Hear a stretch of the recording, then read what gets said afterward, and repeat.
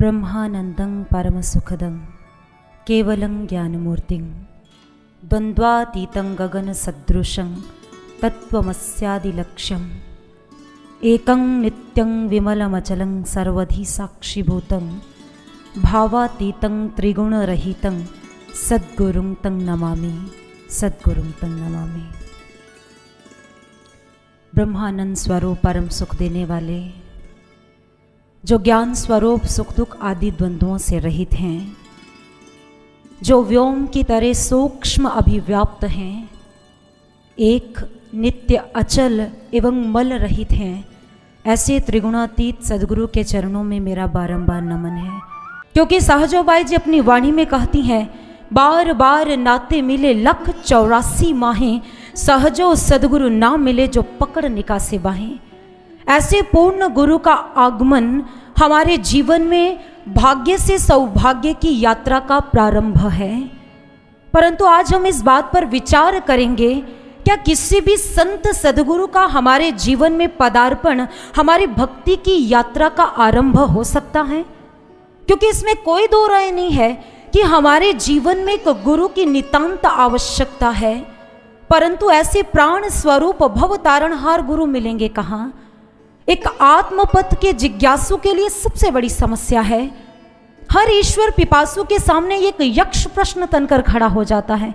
ऐसा नहीं है कि वर्तमान परिदृश्य में संतों का अकाल पड़ा है, जबकि इस गेरुए एवं बसंती रंग की तो बाढ़ सी आई हुई है, लेकिन पुनरादि प्रश्न यह है, क्या इन गुरुओं में भव पार कराने का सामर्थ्य है? यदि ऐसा होता तो हमारे समाज की तस्वीर इतनी बदसूरत एवं विकृत ना होती। भगवान शिव सावधान करते हुए कहते हैं कि एक शिष्य के धन का हरण करने वाले गुरु तो बहुत मिल जाएंगे, परंतु एक शिष्य के हृदय संताप का हरण करने वाले गुरु अलभ्य हैं। कहीं ऐसा ना हो एक जिज्ञासु किसी ज्ञानहीन आडंबरी गुरु के कुटिल जाल में फंस बैठे, ऐसे में उसका पतन निश्चित है। क्योंकि जिसने स्वयं ही शांति की धवल अवस्था को प्रपन्न नहीं किया है, वह दूसरों को शांति एवं आनंद क्या बांट सकता है? भगवान शिव गुरु की परिभाषा को व्यक्त करते हुए बताते हैं, गु अर्थात अंधकार रूभाव प्रकाश। जो हमें अंधकार से ब्रह्म ज्ञान के प्रकाश की ओर लेकर जाए, वही गुरु है। और इसके प्रतिलोम शिष्य की परिभाषा को व्यक्त करते हुए हमारे शास्त्र कहते हैं, शिष्य वह है जो अज्ञान तम से आच्छादित है, परंतु ज्ञान ब्रह्म ज्ञान की प्रतीक्षा में बैठा है, वही शिष्य हुआ करता है। और ऐसी ही प्रतीक्षा में बैठा था इतिहास का व्यक्तित्व मुकुंद। मुकुंद हमेशा ही अपने विचार के तट पर घंटों बैठा रहता।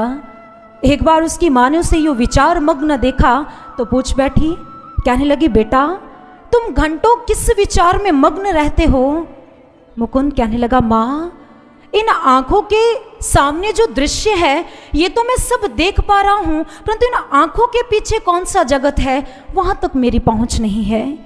माँ मुस्कुरा दी, कहने लगी, बेटा ये तो तुम अपने साइंस के अध्यापक से पूछना कि आंखों के पीछे क्या है। मुकुंद बोला, माँ मैं स्थूल नहीं, मैं तो सूक्ष्म जगत की बातें कर रहा हूं कि इन आंखों के पीछे इस घट में है क्या।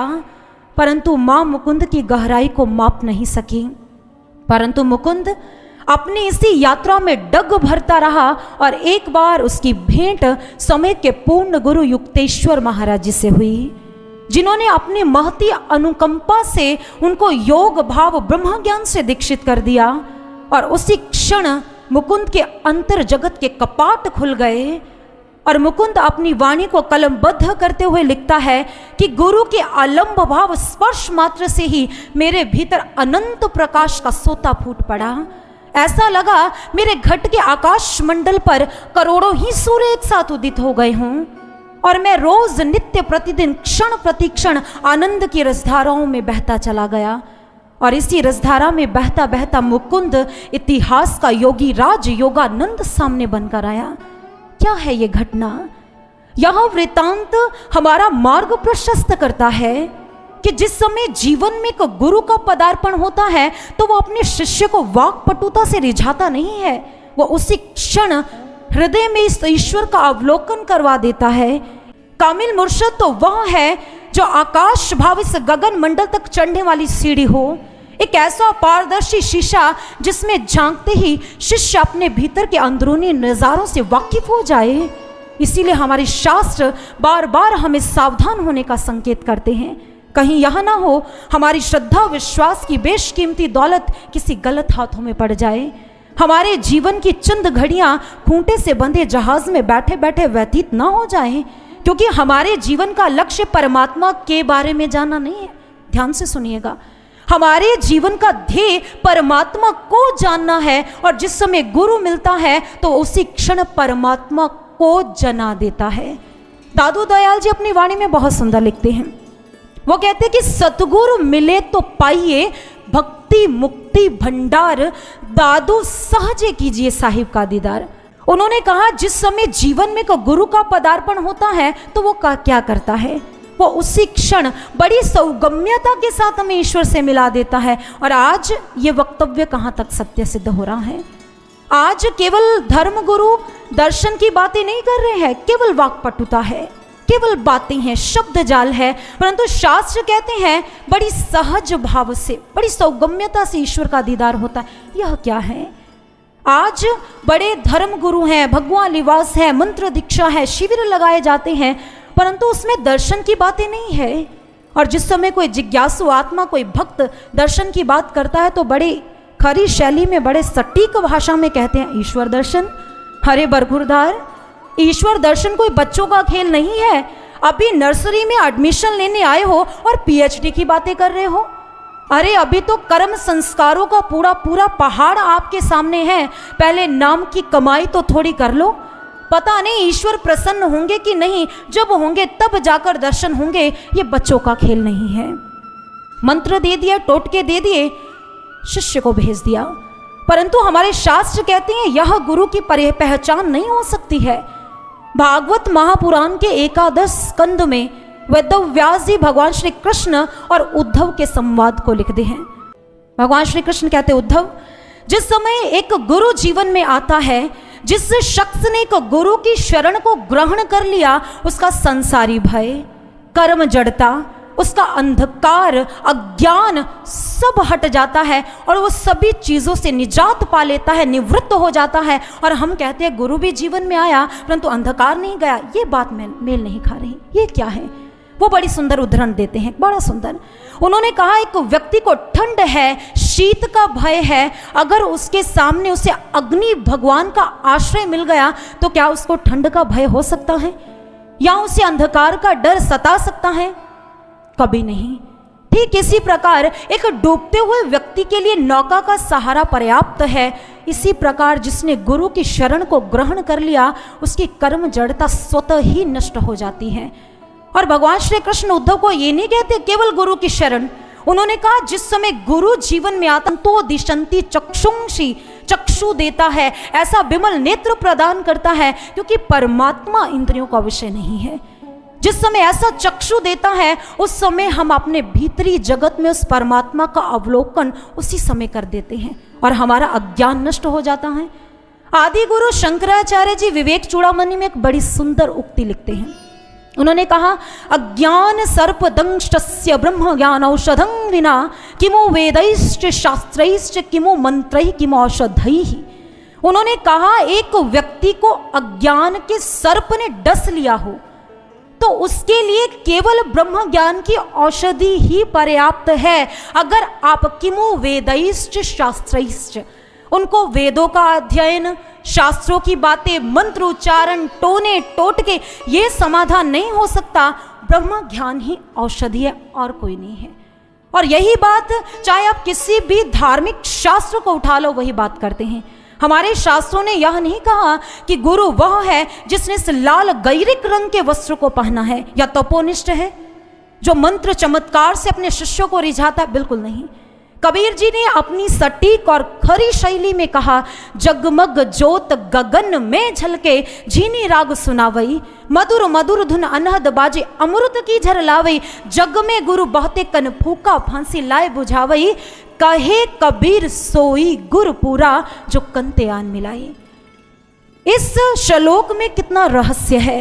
उन्होंने कहा जग में बहुत सारे गुरु हैं, बहुत सारे अडम्बरी हैं। माफ कीजिएगा, मेरे शब्द नहीं, शास्त्रों के हैं।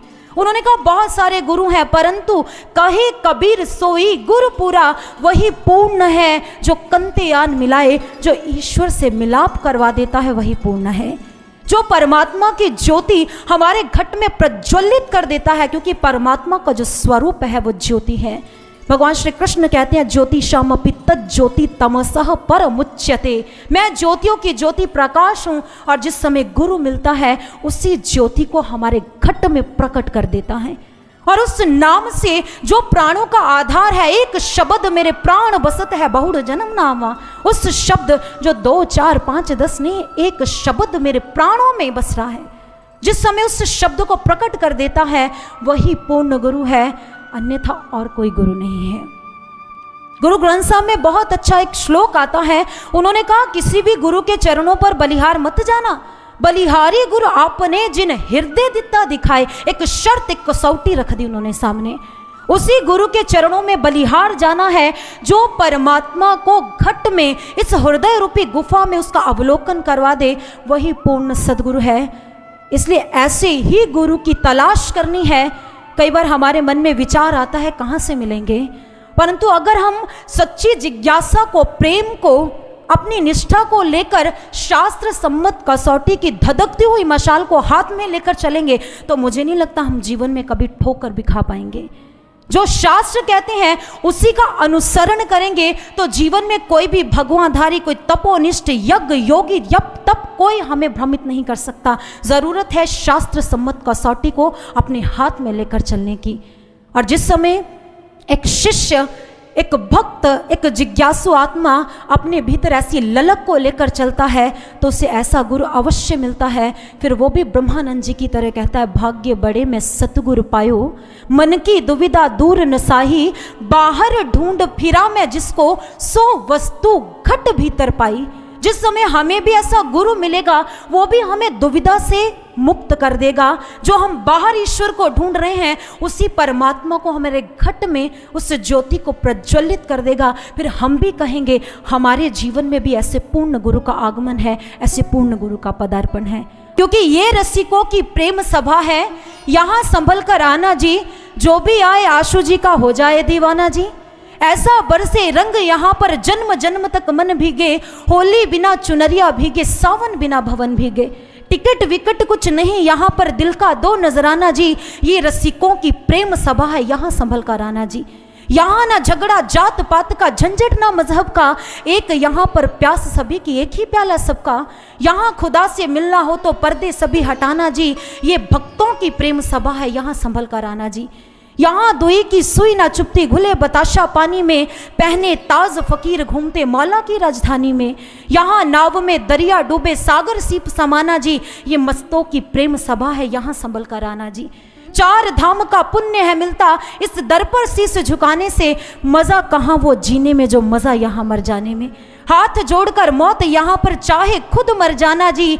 ये अमरों की प्रेम सभा है, यहाँ संभल कर आना जी। ये अमरों की प्रेम सभा है, यहाँ संभल कर आना जी। यहाँ मृत्यु को लेकर आए थे, अमृत्व को प्राप्त करके गए हैं, क्योंकि ऐसे गुरु का हमारे जीवन में नितांत आवश्यकता है, जो हमें मृत्यु से अमृत की ओर, जीवन की ओर हमें लेकर जाए। और तभी हमारा जीवन सार्थक होगा जब हम ऐसे पूर्ण ब्रह्मनिष्ठ जो परमात्मा में स्थित हो और हमें भी परमात्मा में स्थित कर दे, ऐसे गुरु का हमारे जीवन में होना बहुत ज़रूरी है। तभी हम अपने जीवन के लक्ष्य को पूर्ण कर सकते हैं, जो हमारे जीवन का लक्ष्य परमात्मा को देखना है।